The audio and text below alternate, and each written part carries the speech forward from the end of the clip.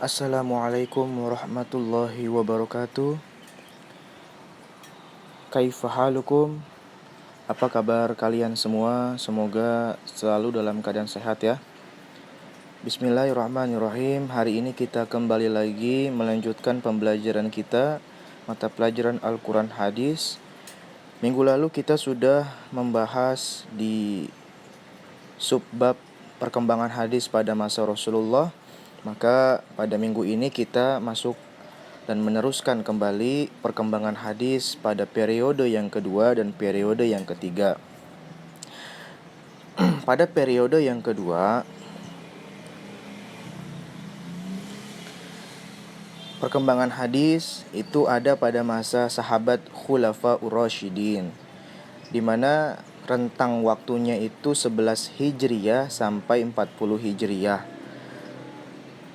Itu menandakan bahwa setelah wafatnya Rasulullah SAW. Juga periode ini disebut dengan periode Athar Ats-Tsabut wal Aqlal min riwayah. Artinya membatasi dan menyedikitkan riwayat hadis. Kita tahu Khulafaur Rasyidin itu jumlahnya ada 4, yaitu Sayyidina Abu Bakar As-Siddiq, Sayyidina Umar ibn Khattab, Sayyidina Utsman ibn Affan, dan Sayyidina Ali bin Abi Thalib. Di mana keempat sahabat ini adalah pemimpin setelah Rasulullah wafat. Nah, di kepemimpinan mereka ini rentang waktu sampai 40 Hijriah, penyebaran hadis atau periwayatan hadis itu disedikitkan atau disempitkan. Dalam kurung itu tidak difokuskan. Karena Sayyidina Abu Bakar dan Sayyidina Umar ibn Khattab itu terutama ingin memfokuskan terlebih dahulu kepada umat muslim itu terkait dengan Al-Quran. Jadi yang difokuskan itu hanya Al-Quran dulu, ya. Al-Quran dulu yang disebarkan, Al-Quran dulu yang dihafalkan sampai semuanya itu beres. Karena pada saat itu Al-Quran pun belum dibukukan, ya. Al-Quran pada saat itu belum dibukukan. Nah, makanya Sayyidina Umar ibn Khattab itu ingin Al-Quran dulu yang difokuskan. Maka periwayatan hadis jangan terlalu difokuskan. Boleh ada periwayatan tapi tidak melebihi fokusnya terhadap Al-Quran. Nah, makanya pada saat periode inilah Al-Quran hadis masih belum berkembang. Kemudian kita masuk ke periode yang selanjutnya, yaitu periode ketiga, yaitu perkembangan masa sahabat kecil dan tabi'in, di mana sahabat kecil ini artinya sahabat-sahabat yang ketika Rasulullah wafat itu mereka masih dalam usia yang sangat muda, bahkan anak-anak, ya. Ini disebut dengan sahabat kecil.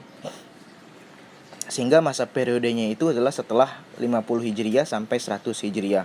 Dan tabi'in itu setelah 100 Hijriah. Nah, kalau sahabat kecil itu masih berkemungkinan bertemu dengan Rasul, tapi dalam usia yang sangat muda. Tapi kalau tabi'in itu adalah orang yang tidak sama sekali bertemu dengan Rasul, tetapi dia bertemu dengan sahabat, ya. Nah, pada masa periode inilah para sahabat itu mulai menyebarkan agama Islam ke seluruh pelosok-pelosok wilayah selain Jazirah Arab. Ada yang ke Irak, ada yang ke Mesir, ada yang ke Samarkand, ada yang ke Syam dan sebagainya. Artinya Syam itu Syria, Palestina dan sebagainya. Dan mereka menyebarluaskan agama Islam, bahkan ada sahabat yang sampai ke Spanyol. Nah, bagaimana seorang tabi'in yang tidak bertemu dengan Rasulullah ingin memahami, mempelajari dan meriwayatkan sebuah hadis? Tentu mereka melewati para sahabat.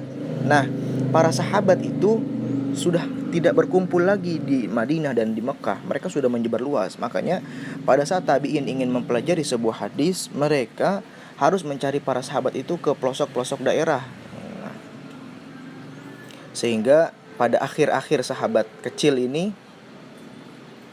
itu ditandakan dengan wafatnya Ali bin Abi Thalib, yaitu ketika Ali bin Abi Thalib wafat, maka Disinilah muncul konflik. Yang tadinya hadis itu masih terjaga kemurniannya, maka pada zaman Sayyidina Ali bin Abi Thalib ini wafat, muncullah perbedaan-perbedaan, bahkan sampai menyebabkan golongan yang fanatik sekali terhadap Sayyidina Ali itu disebut dengan golongan Syiah. Golongan yang keluar dari barisan Ali itu disebut dengan golongan Khawarij. Sedangkan golongan yang kebanyakan orang pada saat itu tidak pada Ali, tidak fanatik Ali, tidak keluar dari barisan Ali, kemudian mereka juga mengikuti pemerintah, itu disebut dengan golongan Jumhur atau golongan Muawiyah. Nah, pada masa inilah muncul hadis-hadis palsu.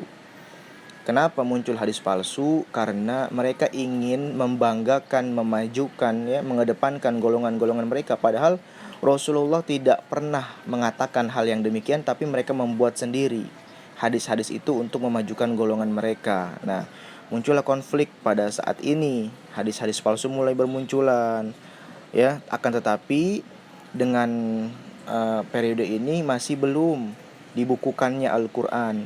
Periwayatan hadis masih dalam lisan, masih dalam periwayatan menggunakan lisan, belum dengan periwayatan menggunakan tulisan, ya.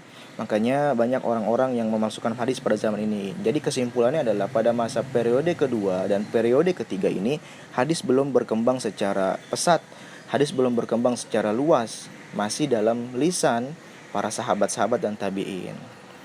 Oke, sampai di sini dulu pembelajaran kita. Mari kita tutup dengan baca kafaratul majlis. Subhanakallahumma wa bihamdika asyhadu an la ilaha illa anta astaghfiruka wa atubu ilaik. Untuk kehadiran silakan tulis nama, nomor absen dan kelasnya di kolom komentar Classroom. Assalamualaikum warahmatullahi wabarakatuh.